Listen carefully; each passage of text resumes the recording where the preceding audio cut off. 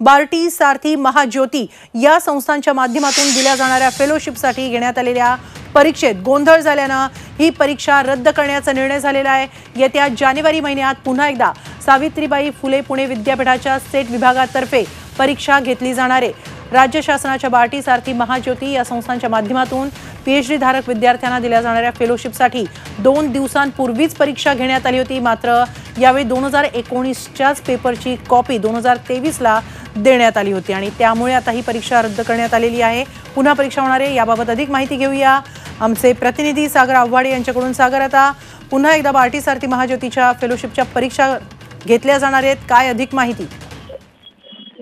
नक्की बार्टी, महाज्योती आणि सारथीची परीक्षा जी आहे फेलोशिपसाठी रविवारी घेण्यात आलेली होती।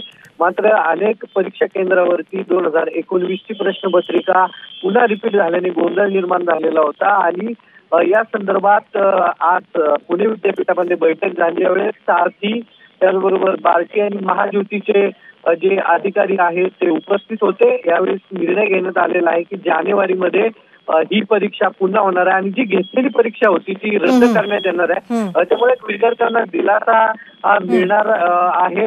सर्वात महत्त्वाचं म्हणजे 3000च्या वरती विद्यार्थी जे आहेत ते या परीक्षेला बसलेले होते आणि 2019ची प्रश्नपत्रिका आल्याने त्यामुळे आता या विद्यार्थ्यांना मोठा दिलासा मिळणार आहे। ही परीक्षा पुन्हा घेतली जाणार आहे, जानेवारी महिन्यात ही परीक्षा घेतली जाईल।